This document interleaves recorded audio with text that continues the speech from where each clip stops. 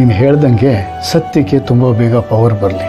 ನಾನು ಅದನ್ನೇ ಎದುರು ನೋಡ್ತಾ ಇದ್ದೀನಿ. ದೊಡ್ಡ hit Dandupalya massive. Telugu dubbing ಮಾಡಿ ಬಂದಿದ್ದ ದುಡ್ಡಲ್ಲಿ ಪಾರ್ಟ್ 2, 3 ಮಾಡಕ್ಕೆ ವೆಂಕಟ್ ಅವ್ರು ಬಂದಿದ್ದು. ಲೆಕ್ಕ ಹಾಕೊಳ್ಳಿ ಎಷ್ಟು ದುಡ್ಡು ಮಾಡಿರ್ಬೇಕದು. ಹಾಗಿದೆ ಸರ್, ಕಣ್ಣೀರು, ಅವಮಾನಗಳು, ಹಸಿವು, ಏನೇನು ನೋಡ್ಬೋದು ಒಬ್ಬ ನಟ ಎಲ್ಲ ನೋಡಿದ್ದೀನಿ ನಾನು. ಆದರೆ ನನ್ನನ್ನು ಅದು ಯಾವುದು ಕಂಗಿಡಿಸಿಲ್ಲ. ಕಮ್ ಬ್ಯಾಕ್ ಅಂತೂ ನಂದು ಅದ್ದೂರಿ. ಒಂದು ಸ್ಟಿಲ್ ನೋಡಿ ಒಂದು ಕ್ಯಾರೆಕ್ಟರ್ ಕಾಸ್ಟ್ ಮಾಡಿದ್ರು, ದೊರೆಸಾನಿ ಅಂತ. ಅದ್ರ 4 ಮಕ್ಕಳ ಅಪ್ಪ ನಾನು. ಜಾಯಿನ್ ಅಂದ್ರೆ ಹೀರೋಯಿನ್ಗೂ ನನಗೂ 9 ವರ್ಷನೋ 10 ವರ್ಷನೋ ಡಿಫ್ರೆನ್ಸ್. ಸೀತಾರಾಮ ಮಾಡ್ತಾ ಇದ್ದೀನಿ ಝೀಯಲ್ಲಿ. ಜನ ಈಗ ಎಲ್ಲೋದ್ರು ಏನ್ ಬಾಸ್ ಆಯ್ತಾ ಅಂತಾರೆ. ಅದ್ರಲ್ಲಿ ಕುಡ್ಕ ನಾನು ಸೀತಾರಾಮ ಓ ಸೀತಾರಾಮ.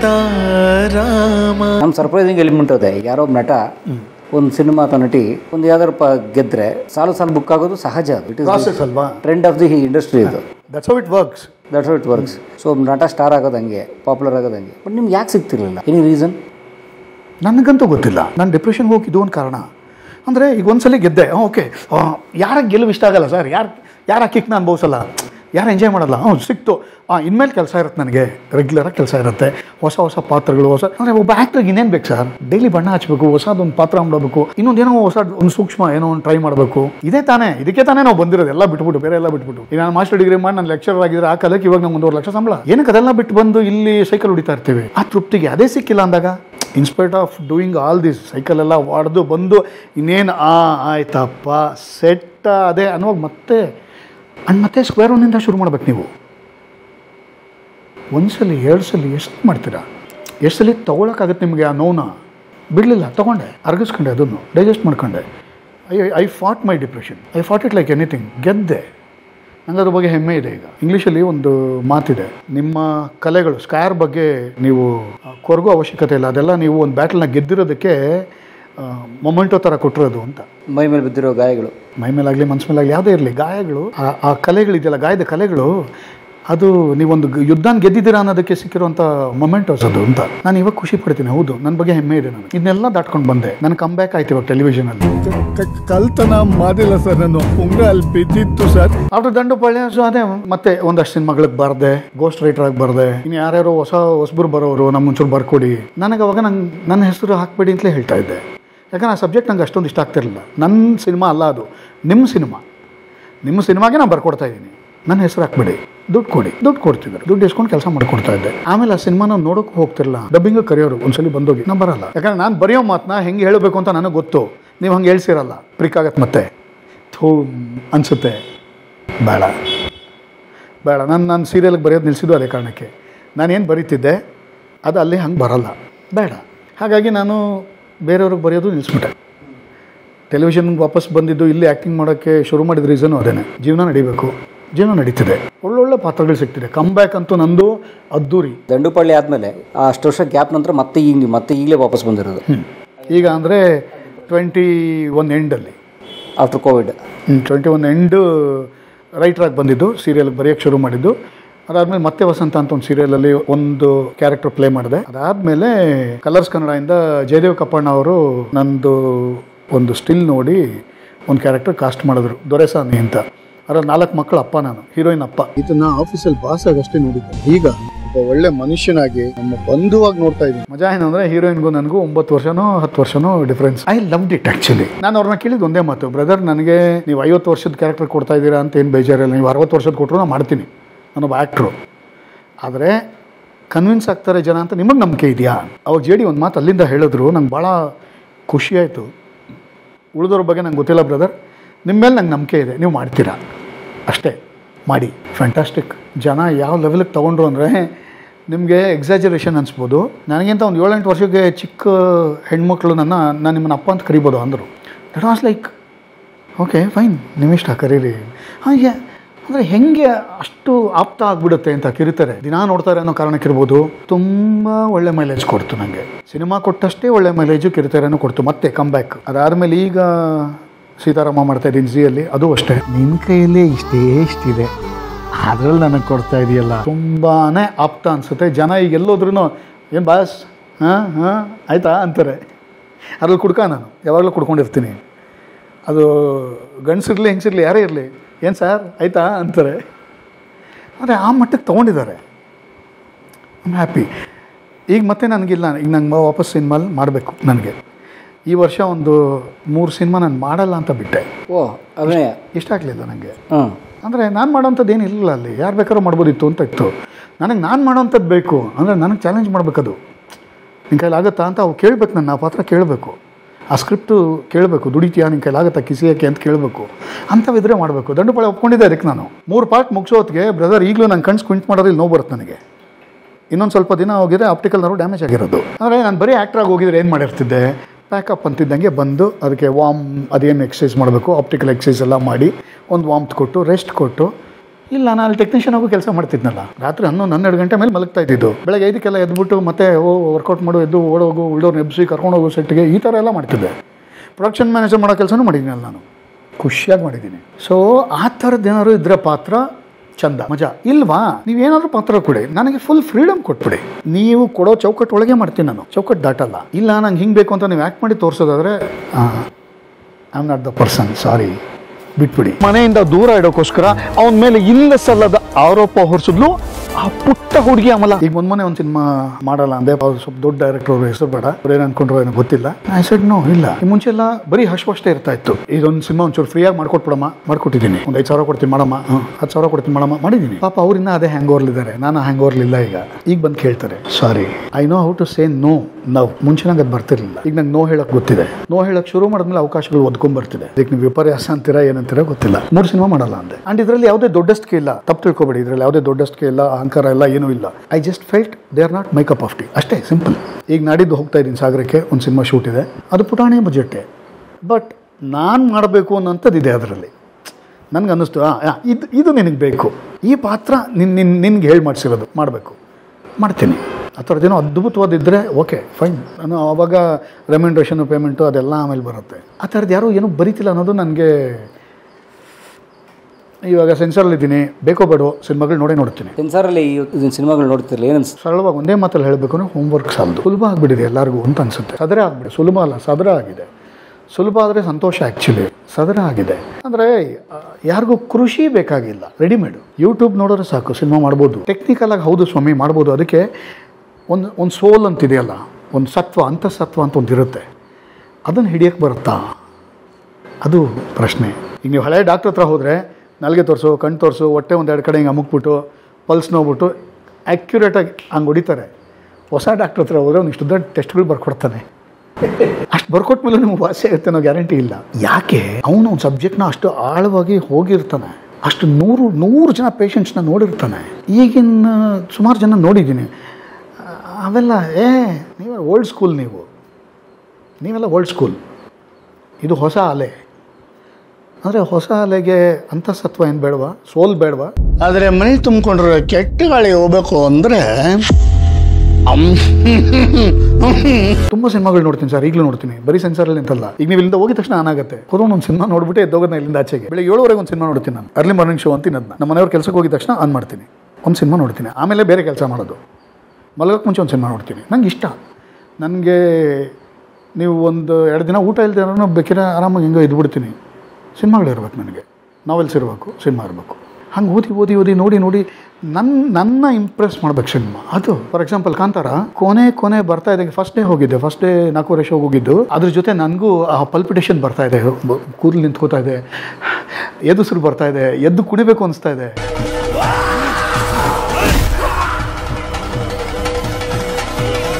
ಸಿನಿಮಾ ಮುಗಿದ ತಕ್ಷಣ ನಾನು ಮಾಡಿದ ಮೊದಲನೇ ಕೆಲಸ 100 ಫೋನ್ ಕಾಲ್ ಮಾಡಿದ್ವಿ. ಈಗ ಒಂದು ಸಿನಿಮಾ ಬಂದಿದೆ, ನೋಡ್ಬಿಟ್ಟು ಹೇಳು. ನೋಡ್ಬೇಕಿಲ್ಲ, ಒದೆ ಬೀಳ್ತವೆ ಈ ಲೆವೆಲ್ಗೆ. ಸಿಕ್ಕಿದವ್ರಿಗೆಲ್ಲ 1 ವಾರ ಅದನ್ನೇ, ನಾನು 1 ವಾರ ಸ್ಟೇಟಸ್ ಎಲ್ಲ ಅದೇ ನಂದು. ಅಷ್ಟು ಹೋಮ್ವರ್ಕ್ ಕೇಳುತ್ತೆ. ಮೊನ್ನೆ ಒಂದು ಸಿನಿಮಾ ನೋಡಿದೆ, ಕಾಂಗ್ರೋ ಅಂತ. ಒಂದು ಸಾಮಾಜಿಕ ಸಮಸ್ಯೆನ ಇಟ್ಕೊಂಡು ಕಮರ್ಷಿಯಲ್ ಸಿನಿಮಾ ಪ್ಲಾನ್ ಮಾಡಿದ್ದಾರೆ. ಎಗೇನ್ ಮಲ್ಲಂ ಸಿನಿಮಾಗಳು ನೆನಪಾಯಿತು. ಅವ್ರು ಹಾಗೆ ಒಂದು ತೆಳುವಾದ ಹಂದ್ರ, ಏನಿರಲ್ಲ ಕಥೆಯಲ್ಲಿ. ಕತೆ ಇಲ್ಲ, ಕತೆ ಅಷ್ಟೇ, ಕತೆ ಅನ್ನಂಗಿಲ್ಲ, ಕತೆ ಅಷ್ಟೇ. ಆದರೆ ಅದನ್ನು ಅವ್ರು ನಿಮಗೆ ಉಣಬಡಿಸೋ ರೀತಿ ಇದೆಯಲ್ಲ, ನೀವು ಕುತ್ಕೋತೀರ. ಅಗೇನ್ ಕೊನೆಯ ಒಂದು 20-25 ನಿಮಿಷ ಎತ್ತಿ ಬಿಸಾಕ್ತಾರೆ. ಎಲಿವೇಶನ್ ಹಂಗಿರುತ್ತೆ, ನಿಮಗೆ ಅನಿಸುತ್ತೆ. ಅದು ದೃಶ್ಯಂ ಇರ್ಬೋದು, ಮೊನ್ನೆ ರೋಮಾಂಚಮ್ ಅಂತ ಬಂದು ಬಿಡಿ, 100 ಇದ್ದಾವೆ. ಅಂದರೆ ನಾನು ನಮ್ಮ ಸಿನಿಮಾ ಚೆನ್ನಾಗಿದೆ ಅಂತ ಹೇಳ್ತಾ ಇದ್ದೀನಿ ಅಂತಲ್ಲ, ನಾವು ಕೆಲಸ ಕಡಿಮೆ ಮಾಡ್ತಾ ಇದ್ದೀವಿ ಅನ್ನೋದು ಸಿಟ್ಟು. ಸಿನಿಮಾ ಚೆನ್ನಾಗಿ ಬರ್ತಿಲ್ಲ ಅನ್ನೋದಲ್ಲ, ಅದು ಔಟ್ಪುಟ್ ಅಷ್ಟೇ. ಅದು ನಾವು ಕೆಲಸ ಮಾಡ್ತಿಲ್ಲ, ಎಷ್ಟು ಮಾಡಬೇಕಿತ್ತು ಅಷ್ಟು ಮಾಡ್ತಿಲ್ಲ. ಈಗ ನನ್ನದೊಂದು ಪ್ರಶ್ನೆ, ರೈಟರ್ಸ್ ಎಷ್ಟು ಜನ ಇದ್ದಾರೆ ನಮ್ಮಲ್ಲಿ?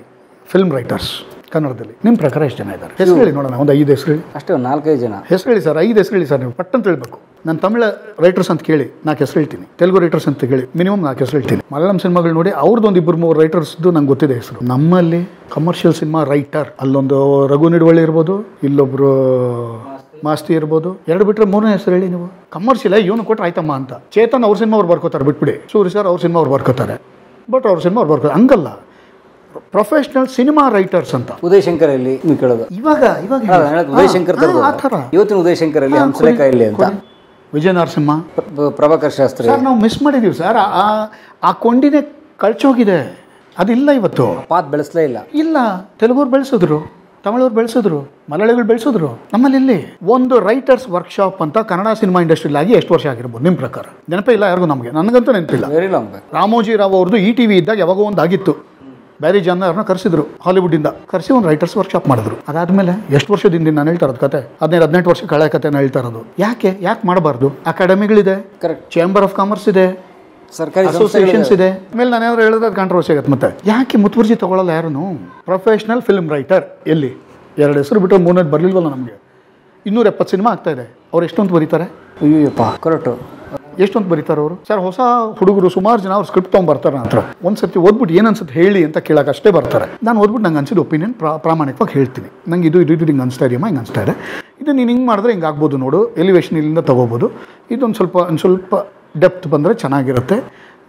ಓಕೆ, ನೀ ಈ ಥರ ಆ್ಯಕ್ಟ್ರ್ ಅನ್ಕೋತಾ ಇದೆಯಾ, ಅವ್ರಿಗೆ ಈ ಮಾಡ್ಯುಲೇಷನ್ ವರ್ಕ್ ಆಗೋ ಡೌಟು ನೋಡು, ಇಷ್ಟು ನಾನು ಹೇಳಬಲ್ಲೆ. ನನಗಿಂತ ಎಕ್ಸ್ಪರ್ಟ್ಗಳು ಬೇಕಲ್ಲ. ಒಂದಷ್ಟೇನೋ ಉಜ್ಜಿ ತಿಕ್ಕಿ ಘರ್ಷಣೆ ಆಗಬೇಕು, ಇಂಟ್ರಾಕ್ಷನ್ಸ್ ಆಗಬೇಕು, ಸೆಮಿನಾರ್ಗಳಾಗಬೇಕು, ಮೇಜು ಗುದ್ದಿ ಮಾತಾಡಬೇಕು, ಎಲ್ಲ ಆಗಬೇಕಲ್ಲ ಸರ್. ಸಹಜ ಅದೆಲ್ಲ ಪ್ರಕ್ರಿಯೆಗಳು. ಅದೇನೂ ಆಗಿಲ್ವಲ್ಲ. ಒಂದು. ಎರಡನೇದು, ಒಬ್ಬ ನಿರ್ಮಾಪಕ ಅಥವಾ ನಿರ್ಮಾಣ ಸಂಸ್ಥೆ ಒಬ್ಬ ರೈಟರ್ಗೆ ಏನು ಪೇಮೆಂಟ್ ಕೊಡ್ತಾ ಇದ್ದಾರೆ ಇವತ್ತು ಸಿನಿಮಾಗೆ? ಒಂದು 2 ಕೋಟಿ ರೂಪಾಯಿ ಬಜೆಟಿನ ಸಿನಿಮಾ ಅಂತ ಅನ್ಕೊಳ್ಳೋಣ. ನಿಮ್ಮ ಪ್ರಕಾರ ಏನು ಪೇಮೆಂಟ್ ಕೊಡ್ತಾರೆ? ಒಂದು 2-3 ಲಕ್ಷ ಅಷ್ಟಾದರೂ ಕೊಡಬೇಕಲ್ವಾ? ಅಂದರೆ 1% ನಾನು ಹೇಳ್ತಾ ಇರೋದು. Correct, it's 1%. ಜಸ್ಟ್ 1% ಆದರೂ 1% ಕೊಡಬೇಕು. ಆ 1% ಬೇಸ್ ಮೇಲೆ ನಿಮ್ಮ 2 ಕೋಟಿಯ ಸೌಧವನ್ನು ನೀವು ಕಟ್ಟಬೇಕು. 99% ಬಿಲ್ಡಿಂಗ್ ನಿಂತ್ಕೊಳ್ಳುತ್ತೆ. ಎಷ್ಟು ಸ್ಟ್ರಾಂಗ್ ಇರಬೇಕಿದು? ಇದಕ್ಕೆ ಎಷ್ಟು ಮುತುವರ್ಜಿ ವಹಿಸ್ಬೇಕು ನೀವು? ಎಷ್ಟು ಖರ್ಚು ಮಾಡಬೇಕು? ಮಾಡ್ತಾ ಇದ್ದೀರಾ? ನನಗಂತೂ ಕಾಣ್ತಿಲ್ಲ. ಮತ್ತು ಒಳ್ಳೆ ಸಿನಿಮಾ ಬರಬೇಕು. ಒಳ್ಳೆ ಸಿನಿಮಾ ಎಲ್ಲಿಂದ ಬರುತ್ತೆ? ಒಳ್ಳೆ ಸಿನಿಮಾ ಹೆಂಗೆ ಬರುತ್ತೆ? ಸೊ ರೈಟಿಂಗೇ ಬೇಸಿಕ್. ಹೌದು, ಇಲ್ವಲ್ಲ ಇವತ್ತು. ನಾನು ಹೇಳಿದ್ನಲ್ಲ, ಆ ಕೊಂಡಿನೇ ಕಳ್ಸ್ಕೊಂಡ್ಬಿಟ್ಟಿದ್ದೆ ಸರ್. ಆ ಕಮ್ಯುನಿಕೇಷನ್ ಇಲ್ಲ. ಒಂದು ಕಾಲ ಇತ್ತು ಅವಾಗ. ಇವಾಗ ನಾನು ಮುಖ್ಯಮಂತ್ರಿ ಚಂದ್ರು ಅವ್ರ ಜೊತೆ ಕೆಲಸ ಮಾಡ್ತಾ ಇದ್ದೀನಿ. ಅವ್ರು ಹೇಳ್ತಾರೆ, ನಾವೆಲ್ಲ ಮಾಡುವಾಗ ಆ್ಯಕ್ಟ್ರ್ಗಳೆಲ್ಲ ಕುತ್ಕೋತಾ ಇದ್ವಿ, ಡೈರೆಕ್ಟ್ರು ಕುತ್ಕೋತಾ ಇದ್ರು. ಸಿನಿಮಾಗೆ ಮುಂಚೆ ಮೇನ್ ಆ್ಯಕ್ಟ್ರ್ಗಳನ್ನ ಕರೆಸ್ತಾ ಇದ್ರು. ಕರೆಸಿ ಅವ್ರಿಗೆ ಊಟ ಗೀಟ ವ್ಯವಸ್ಥೆ ಮಾಡಿ ನೆರೇಷನ್ ಇರ್ತಿತ್ತು. ಇದು ನಿಮ್ಮ ಪಾತ್ರ, ಇದು ನಿಮ್ಮ ಪಾತ್ರ, ಇದು ಹಿಂಗೆ ಬರುತ್ತೆ, ಹಿಂಗೆ ಪ್ರೊಡ್ಯೂಸರ್ ಬರ್ತಿದ್ರು, ಡೈರೆಕ್ಟ್ರು, ರೈಟ್ರು ಎಲ್ಲರೂ ಬಂದು ಕೂತು ಒಂದು ನೆರೇಷನ್ ಆಗ್ತಿತ್ತು. ಆ ಸಂಸ್ಕೃತಿನೇ ಇಲ್ವಲ್ಲ ಸರ್ ಈಗ. ಸೆಟ್ಟಿಗೆ ಹೋಗಿ ನೋಡ್ತೀವಿ ಸೀನ್ ಪೇಪರ್ನ. ಹೌದಾ? ಅಷ್ಟೊಂದು ಅಂದರೆ ಬ್ರಹ್ಮಜ್ಞಾನ ಇದೆಯಾ ನಮಗೆಲ್ಲ? ಸರಿನಾ ಅದು? ಒಂದು ದಿನ, ಒಂದು ವಾರ ಮುಂಚೆ ಕೈಗೆ ಸಿಕ್ಕಿ ಓದಿ, ನಾನು ಅದಕ್ಕೇನೋ ಒಂದಷ್ಟು ಇನ್ಪುಟ್ಸ್ ನನಗೇನೋ ಅಂದ್ಕೊಂಡು ಕೇಳಿದ್ರೆ ನೀವು, ಒಂದು ವಾರಕ್ಕೆ ಮುಂಚೆನೋ ಅಥವಾ ಒಂದು ತಿಂಗಳಿಗೆ ಮುಂಚೆ ಸ್ಕ್ರಿಪ್ಟ್ ಕೇಳಿದ್ರೆ ನೀವು, ಓಹ್ ದೊಡ್ಡ ಪ್ರಕಾಶ್ ರೈ ಏನೋ ಸ್ಕ್ರಿಪ್ಟ್ ಕೇಳ್ತಾನೆ, ನಾನು ಕೇಳಿಸ್ಕೊಂಡು ನನ್ನ ಬಗ್ಗೆನೇ ಕೇಳಿಸ್ಕೊಂಡಿದ್ದೀನಿ. ಸ್ಕ್ರಿಪ್ಟ್ ಕೊಟ್ಟಿಲ್ಲ ನಾನು ಆ್ಯಕ್ಟ್ ಮಾಡಲ್ವಂತ ಏನೋ ಬಾಸ್. ನನ್ನ ಮೂಲ ಬಾಸ್ ಅದು ನೋಡ್ಬಿಡ್ತಾನೆ, ನಿಂಗೆ ಅಲ್ಲೇನೋ ಔಟ್ಪುಟ್ ಕೊಡಬೇಕು ಅಂತ ನಾನು ಹೇಳ್ತಾ ಇರೋದು. ನಾನೇನು ತಿನ್ಬಿಡ್ತೀನಿ ಅದನ್ನ, ಅಥವಾ ತೊಗೊಂಡೋಗಿ ಮಾರ್ಬಿಡ್ತೀನ? ನಾನು ಹೇಳಿದ್ದು ಈಗ ಹೈಯರಾರ್ಕಿ ಈಗೋ ಇದು ಬೇರೆ. ಅದಕ್ಕೆ ಹೇಳಿದ್ದು ನನ್ನ ಸಿನಿಮಾ ಬೇರೆ. ನಾನೇ ಕೇಳಿಸ್ಕೊಂಡು ಒಂದು ಪ್ರಶ್ನೆ ಎಕ್ಸ್ಟ್ರಾ ಕೇಳಂಗಿಲ್ಲ ನೀವು. ಸರ್ ಈ ಪಾತ್ರ, ಇವಾಗ ನಾವು ಥಿಯೇಟ್ರಲ್ಲಿ ಏನು ಕಲಿತೀವಿ ಬೇಸಿಕ್ಸು, ಪಾತ್ರಕ್ಕೆ ಲೇಯರ್ಸ್ ಇರಬೇಕು. ಒಂದು ಪಾತ್ರ ಅಂದಿದ ತಕ್ಷಣ ಈಗ ನಾನು ನಿಮ್ಮದೊಂದು ಪಾತ್ರ ಏನಿದೆ ಅದನ್ನು ನಾನು ನಿರ್ವಹಿಸಬೇಕು ಅಂದರೆ ಅವ್ರಿಗೆ ಏನು ಇಷ್ಟ ಅನ್ನೋದ್ರಿಂದ ನಮ್ದು ಒಂದಷ್ಟು ಕ್ವಶನ್ ನಾವೇ ಪ್ರಿಪೇರ್ ಮಾಡ್ಕೊಂಡು ಆ ಕ್ಯಾರೆಕ್ಟರ್ ಯಾವ ಬಣ್ಣ ಇಷ್ಟ ಇರ್ಬೋದು, ಯಾವ ಮೂಡಲ್ಲಿ ಹೆಂಗೆ ಹೇಳುತ್ತೆ, ಏನು ಈ ಥರ 26ಕ್ಕೆ ಉತ್ತರ ಕೊಟ್ಕೋತೀವಿ. ಅದರ ಮೇಲೆ ಅಲ್ಲೇನೋ ಮಾಡೋಕ್ಕೆ ಬರ್ತೀವಿ. ಸೊ ಜನಕ್ಕದು ಇಷ್ಟ ಆಗುತ್ತೆ. ಅಷ್ಟು ಪರಿಶ್ರಮ ಇದೆ. ಅದಕ್ಕೋಸ್ಕರ ತಾನೇ ಕೇಳ್ತಾ ಇದ್ದೀವಿ. ಕೊಡಲ್ಲ. ಅದೆಲ್ಲ ಹಾಳಾಗೋಗ್ಲಿ ಸರ್. ಫೋನ್ ಬರುತ್ತೆ, ಸರ್ ಹೇಳಿ ಸರ್, ಹಿಂಗೆ ಒಂದು ರೋಲ್ ಇದೆ, ನೀವೇ ಮಾಡೋವಾಗ ಮಾಡೋಣ ಸರ್. ಮಾಡೋಣ. ಏನು ಹೇಳಿ ಸರ್? Hero friend. ಸರಿ ಸರ್, ಸಂತೋಷ, ಮಾಡೋಣ. ಏನು ಮಾಡುತ್ತದು? ಹೇಳಿದ್ನಲ್ಲ ಹೀರೋ ಫ್ರೆಂಡ್ ಸರಿ ಕಣಯ್ಯ. ಏನು ಮಾಡುತ್ತೆ ಸಿನಿಮಾಗದು? ಆ ಪಾತ್ರ ಏನು ಕಾಂಟ್ರಿಬ್ಯೂಟ್ ಮಾಡುತ್ತೆ ಕತೆಗೆ? ಈ ಪ್ರಶ್ನೆ ನೀವು ಕೇಳಿದ್ರೆ, ಹೌದಾ, ಹಂಗೆ ಇರಿ ನಮ್ಮ ಅಸೋಸಿಯೇಟ್ ಮಾಡ್ತಾರೆ. ಕಟ್ಟು. ಅಸೋಸಿಯೇಟು ಮಾಡಲ್ಲ, ಯಾರು ಮಾಡಲ್ಲ, ಅಷ್ಟೇ. ಕಾಲು ಬರಲ್ಲ ಇನ್ನು ನಿಮಗೆ. ನೀವೇ ಕಟ್ಟು. ಫೋನ್ ಕಟ್ಟರೆ ನೀವೇ ಕಟ್ಟು. ಏನು ಅಷ್ಟೆಲ್ಲ ಕೇಳೋದವನು? ಅಯ್ಯೋ ನೀವು ರೆಡಿ, ಹೀರೋ ಫ್ರೆಂಡು ಓಡ್ ಬಂದ್ಬಿಟ್ಟು ಹೀರೋ ಫ್ರೆಂಡ್ ಬಂದ್ಬಿಡ್ಬೇಕು. ಅವ್ನು ಕಪಾಳ ಕೊಡಿದ್ರೆ ಹೊಡ್ಸ್ಕೊತಾ ಇರ್ಬೋದು. ಏನಾದರೂ ಇರಲಿ, ಬಂದ್ಬಿಡ್ಬೇಕು. ಫಸ್ಟ್ ಅಲ್ಲಿ ಬಂದ್ಬಿಡೋ ಸೆಟ್ಟಿಗೆ ನಾನು. ಆಮೇಲೆ ನೀವೇನು ಹೇಳ್ತೀರೋ ಅದು ಮಾಡಬೇಕು ಅಂದರೆ ಪಪೆಟ ನಾನು. ಥಿಂಕಿಂಗ್ ಆ್ಯಕ್ಟರ್ ಅನ್ನೋದೆಲ್ಲ ಏನಿಲ್ಲ. ಅಂದರೆ ನಿಮ್ಗೆ ಅಂಥವ್ರು ಬೇಡ. ಪ್ರಾಬ್ಲಿ ಅದೇ ಇರ್ಬೋದು ರೀಸನ್ನು. ನೀವಾಗಲೇ ಕೇಳಿದ್ರಲ್ಲ ಯಾಕೆ ನಿಮ್ಮನ್ನು ಕಷ್ಟ ಮಾಡಲಿಲ್ಲ ಅಂತ. ಇರ್ಬೋದೇನೋಪ್ಪ ಈಗ ಅನಿಸ್ತಾ ಇದೆ ನೋಡಿ, ಕನೆಕ್ಟಿಂಗ್ ದ ಡಾಟ್ಸ್ ಇರ್ಬೋದು. ಅಂದರೆ ಪ್ರಶ್ನೆ ಕೇಳ್ತೀನಿ ಅಂದರೆ ಅವ್ನು ಬೇಡ ನಮಗೆ. ಹಾಗಾಗಿ ನಾನು ಬರವಣಿಗೆನ ಸ್ವಲ್ಪ ಸೀರಿಯಸ್ಸಾಗಿ ತೊಗೊಂಡೆ. ನನಗೇನು ಪಾತ್ರ ಬೇಕು ನಾನೇ ಬರ್ಕೊಂಡು ಅದನ್ನು ತೊಗೊಂಡೋಗಿ ಸಬ್ಮಿಟ್ ಮಾಡಿ ಅದು ಓಕೆ ಆಯಿತು ಅಂದರೆ ಆ ಪಾತ್ರ ನಾನೇ ಮಾಡ್ತೀನಿ. ಹೀರೋ ಕ್ಯಾರೆಕ್ಟರ್ ಅವ್ರು ಮಾಡಲಿ, ಒಂದು ಸಶಕ್ತವಾದ ಒಂದು ಪಾತ್ರ ನಾನು ಬರ್ಕೋಬೇಕು. ஐயாவுக்காக நான் என் உயிரையே கொடுப்பேங்க. ಅದೆಲ್ಲ ಬೇಡ. ಮಲಯಾಳಮಲ್ಲಿ ಒಬ್ಬ ಆ್ಯಕ್ಟರ್ ಇದ್ದ, ಇವಾಗಿಲ್ಲ ಪಾಪ, ತಿರೋದ, ಕೊಚಿನ್ ಹನೀಫಾ ಅಂತ. ಆ ಯಪ್ಪ ಬರೆಯೋಕ್ಕೆ ಶುರು ಮಾಡ್ದ ಸ್ಕ್ರಿಪ್ಟ್ಗಳು, ಒಂದು ಸ್ಟ್ರಾಂಗ್ ಕ್ಯಾರೆಕ್ಟರ್ ಬರ್ಕೊಳ್ಳೋನು ಆತನಿಗೆ ಅಂತ. ಇನ್ನು ಉಳಿದಿದ್ದು ಹೀರೋಯಿನ್ನು ಕತೆ ಎಲ್ಲ ಇರೋದು.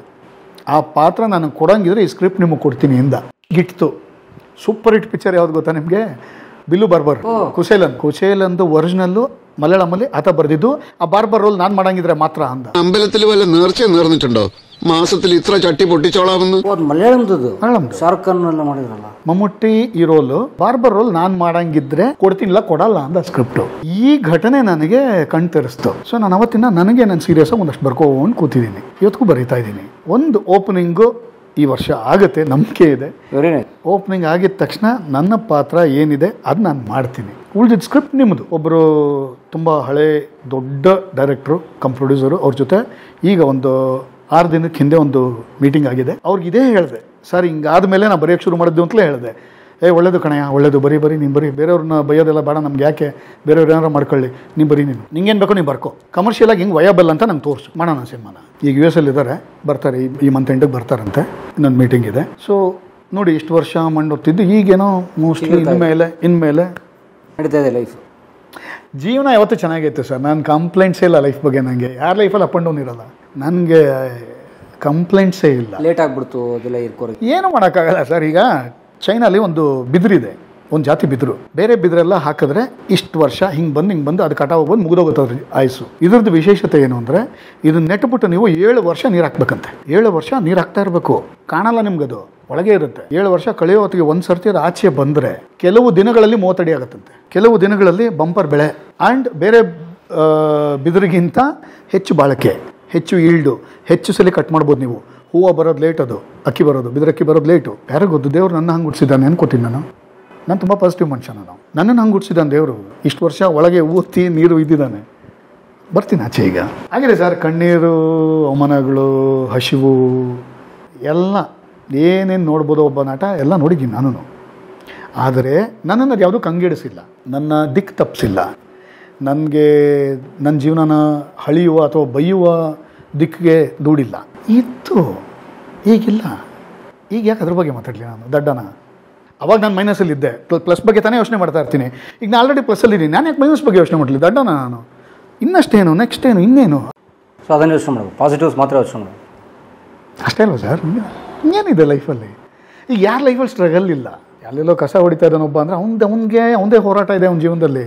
ನೀವು ಅಂಬಾನಿನ ತಿರುಗಿ ನೋಡಿ, ಅವನಿಗೆ ಇರುತ್ತೆ ಸರ್. ಮರಕ್ಕಿಂತ ಮರ ದೊಡ್ಡದು, ಇರುವೆ ಭಾರ ಆದರೆ ಆನೆ ಭಾರ. ಯಾಕೆ ದುಃಖಗಳು ತೋಡ್ಕೋಬೇಕು? ಯಾಕೆ ಅದನ್ನು ಎದೆ ಮೇಲೆ ಹಾಕ್ಕೊಂಡು ಅಳಬೇಕು? ಆಯ್ತು, ಮುಗೀತದು. ಮತ್ತದು ಬರಲ್ಲ ನನಗೆ ಗೊತ್ತಿದೆ. ಯಾಕಂದರೆ ನನ್ನ ನೋಡುವ ಪರ್ಸ್ಪೆಕ್ಟಿವೇ ಚೇಂಜ್ ಆಗಿದೆ. ಆವಾಗ ನಾನು ಬದುಕನ್ನು ನೋಡ್ತಾ ಇದ್ದ ರೀತಿ ಬೇರೆ ಇತ್ತು, ಈಗ ನಾನು ಬದುಕನ್ನು ನೋಡ್ತಾ ಇರೋ ರೀತಿ ಬೇರೆ ಇದೆ. ಒಂದು ಕಾಲಘಟ್ಟನ ಕಳೆದಿದ್ದೀವಿ, ಕಾವೇರಿ ಸಾಕಷ್ಟು ನೀರು ಹರಿದಿದೆ, ಚೆನ್ನಾಗಿದೆ. ಈಗ ತುಂಬ ಖುಷಿಯಾಗಿದ್ದೀನಿ, ಕೃತಜ್ಞನಾಗಿದ್ದೀನಿ ಇಂಡಸ್ಟ್ರಿಗೂ. ನನಗೆ ನಾನು ಕೃತಜ್ಞತೆ ಅರ್ಪಿಸ್ಕೋತೀನಿ. ನನ್ನ ಲೈಫಲ್ಲಿ ಬಂದು ಹೋದ ಎಲ್ಲರಿಗೂ ಕೃತಜ್ಞತೆ ಅರ್ಪಿಸ್ತೀನಿ. ಅವರು ಒಳ್ಳೇದು ಕೊಟ್ಟಿದ್ದಾರೆ, ಕೆಟ್ಟದ್ದು ಕೊಟ್ಟಿದ್ದಾರೆ, ಕಣ್ಣೀರು ಕೊಟ್ಟಿದ್ದಾರೆ, ನಗು ಕೊಟ್ಟಿದ್ದಾರೆ, ಎಲ್ಲದಕ್ಕೂ ಕೃತಜ್ಞತೆ ಅರ್ಪಿಸ್ತೀನಿ. ಯಾಕಂದರೆ ಅವ್ರು ಅಷ್ಟೆಲ್ಲ ಕೊಡದೆ ಹೋಗಿದ್ರೆ ನನಗೆ ಇಷ್ಟು ಅನುಭವಗಳು ದಕ್ತಿರ್ಲಿಲ್ಲ. ಈಗ ನಾನು ಒಂದು ಸ್ಕ್ರಿಪ್ಟ್ ಬರೆಯೋಕ್ಕೆ ಕೂತ್ಕೊಂಡ್ರೆ ನನಗೆ ಇದೆಲ್ಲ, ಇದು ಬೇಡವಾ ಕಟ್ಟು, ಇನ್ನೊಂದು ಇದು ಬೇಡವಾ ಕಟ್ಟು, ಅಲ್ಲಿ ಅದಾಗಿತ್ತು, ಅದು ಬೇಡವಾ, ಅಲ್ಲ ಅವ್ನು ಹೇಳಿದ್ನಲ್ಲ, ಇವಳು ಹೇಳಿದ್ಲಲ್ಲ, ಎಷ್ಟಿದೆ ಆಪ್ಷನ್ಸ್ ನನಗೀಗ. ಸೂಪರಾಗಿ ಬರೀತೀನಿ. ಈಗ ಈ ಜೀವನದಲ್ಲಿ ಭರವಸೆ ಅಂತ ಏನಾದರೂ ಇದ್ದರೆ ಅದು ನನ್ನ ಮಕ್ಕಳು ಮಾತ್ರ. ಎಷ್ಟು ಚೆನ್ನಾಗಿ ಅವರು ಬದುಕಿನ ಒಂದು ಫಿಲಾಸಫಿಕಲ್ ಆಗಿ ಕಟ್ಟಿಕೊಟ್ರು ನೋಡಿ. ಚೈನಾ ಬಿದಿರಿನ ಇನ್ಸಿಡೆಂಟ್ ಇದೆಯಲ್ಲ, ಅಂದರೆ ಫ್ರಾಂಕ್ಲಿ ನಿಮ್ಗೆ ಯಾರೋ ಕೇಳ್ತಿದ್ರಲ್ಲ, ಏನು ದೊಡ್ಡ ಪ್ರಕಾಶ್ ರೈ ಏನು ಯಾವ ಸ್ಕ್ರಿಪ್ಟ್ ಕೇಳೋಕ್ಕೆ ಅಂತ. ಆ್ಯಕ್ಚುಲಿ ಪ್ರಕಾಶ್ ರೈ ಅದೇ ಹೇಳ್ತಾರೆ. ಅವ್ರಿಗೆ ಯಾರೋ ಇದೇ ಪ್ರಶ್ನೆ ಕೇಳಿದ್ರಂತೆ, ಯಾರೋ ಪತ್ರಕರ್ತರು, ಸರ್ ಲೇಟ್ ಆಗಿಬಿಡ್ಲಿಲ್ವಾ 35ಕ್ಕೇನೋ ನೀವು ಸ್ವಲ್ಪ ಹೆಸರು ಮಾಡಿದ್ದು ಹಂಗೆ ಅಂತ. ಅಂದರೆ ತಡೆದು ಬಂದಿದ್ದು ಜಡದು ಬರುತ್ತಂತಲ್ಲ, ಹಾಗೆ ಅದನ್ನು ಹೇಳಿದ್ರು. ಇಲ್ಲ, ಆ ಥರ ನಟರು ಒಂದಷ್ಟು ಜನ ನಮ್ಮ ಮಧ್ಯೆ ಇದ್ದಾರೆ. ನೀವು ಹೇಳ್ದಂಗೆ ಪ್ರಕಾಶ್ ರೈ ಅವರು ಇರ್ಬೋದು, ನೀವು ಬಾಲಿವುಡ್ಗೆ ಹೋದರೆ ಒಂದಷ್ಟು ಜನ ಇದ್ದಾರೆ. ನವಾಜುದ್ದೀನ್ ಸಿದ್ದಿಕಿ ಎಷ್ಟು ಜೂನಿಯರ್ ಆರ್ಟಿಸ್ಟ್ಗಳಾಗಿ ನನ್ನ ಆರ್ಟಿಸ್ಟ್ ರೋಲ್ಗಳು ಮಾಡಿರೋದು ನಾನು ಎಷ್ಟೋ ಸಿನಿಮಾ ನೋಡಿದ್ದೀನಿ. ಎಸ್ ಸಣ್ಣವು. ಈಗ ಇರ್ಫಾನ್ ಖಾನ್ ಎಲ್ಲಿಂದ ತುಂಬ ಜನ ಇದ್ದಾರೆ ಹತ್ರ. ಹೆಸರು ಹೇಳ್ತಾ ಹೋದರೆ ಸಾಕು. ಅರ್ಜುನ್ ರಾಮ್ಪಾಲ್ ಅವ್ನು ಹೀರೋ ಆದಾಗ ಅವನಿಗೆ 39 ವರ್ಷ. ವಿಕ್ರಮ್ ಚಿಯಾ ವಿಕ್ರಮ್ ಆ ಥರ ನಂಬಿಕೆ ಇರಬೇಕು ಅಷ್ಟೇ ಬ್ರದರ್ ನನ್ನ ಪ್ರಕಾರ. ನನ್ನ ಲಿಮಿಟೇಷನ್ಸ್ ಏನು ನನಗೆ ಗೊತ್ತಿದೆ. ನನ್ನ ದೈಹಿಕ ಈ ಆಪ್ಷನ್ಸ್ ಏನಿದೆ, ಎಷ್ಟಿದೆ, ಏನು ಮಾಡ್ಬೋದು, ನಾನು ಏನು ಆ್ಯಕ್ಟ್ ಮಾಡಿದ್ರೆ ಗಿಟ್ಟತ್ತೆ ನಂಗೆ ಗೊತ್ತಿದೆ. ನಾನು ಅದಕ್ಕೆ ತಕ್ಕಂಗೆ ಬರ್ಕೋತೀನಿ. ನಾನೇನೋ ಸೂಪರ್ ಸ್ಟಾರ್ ಆಗ್ಬೋದು, ನಾನು ಫೈಟರ್ ಆಗ್ಬೋದು, ಇಲ್ಲ, ಗೊತ್ತು. ನನ್ನ ಲಿಮಿಟೇಷನ್ಸ್ ನಂಗೆ ಗೊತ್ತಿರೋ ಹಾಗೆ ನನ್ನ ಸ್ಟ್ರೆಂತ್ಸು ನನಗೆ ಗೊತ್ತಿದೆ. ಅದು ನನ್ನ ಪ್ಲಸ್ ಪಾಯಿಂಟು. ಅದಕ್ಕೆ ತಕ್ಕಂಗೆ ನಾನು ಮೋಲ್ಡ್ ಮಾಡ್ಕೊಂಡು ಹೋಗ್ತೀನಿ. ಸಿಂಪಲ್. ಯಾರು ಬೇಕಾದ್ರೂ ಮಾಡ್ಬೋದು ಇದನ್ನ ಅಂತ ನನಗೆ.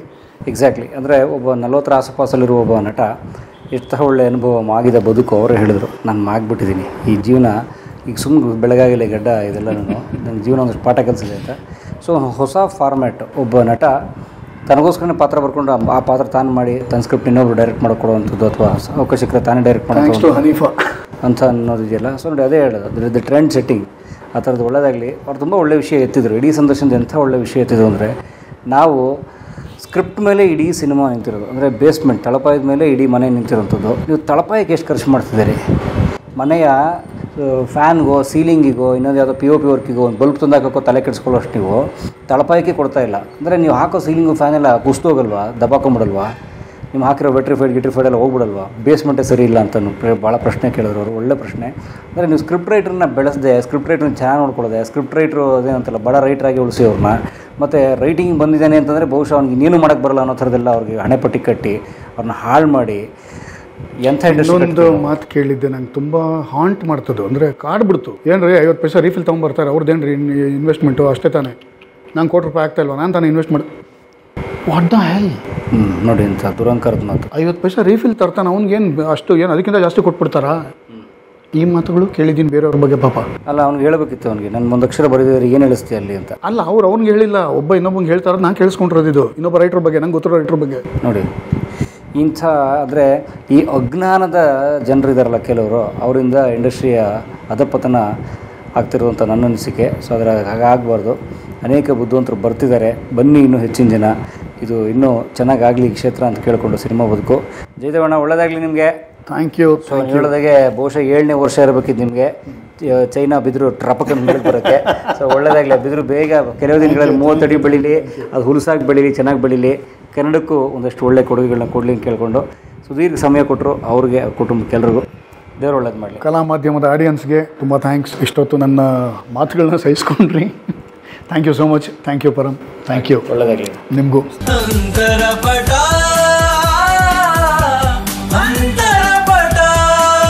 ಕಲಾ ಮಾಧ್ಯಮದ ಎಲ್ಲ ಎಪಿಸೋಡುಗಳು ನಿಮಗೆ ಸಿಗಬೇಕು ಅಂತಂದ್ರೆ ಕಲಾ ಮಾಧ್ಯಮ ಯೂಟ್ಯೂಬ್ ಚಾನೆಲ್ನ ಸಬ್ಸ್ಕ್ರೈಬ್ ಮಾಡಿ, ಬೆಲ್ ಐಕಾನ್ನ ಕ್ಲಿಕ್ ಮಾಡಿ, ತಪ್ಪದೇ ಮಾಡಿ. ಸ್ನೇಹಿತರೆ, ಕಲಾ ಮಾಧ್ಯಮದ ಎಲ್ಲ ಸಂದರ್ಶನಗಳನ್ನು ನೀವೀಗ ಓದಬಹುದು.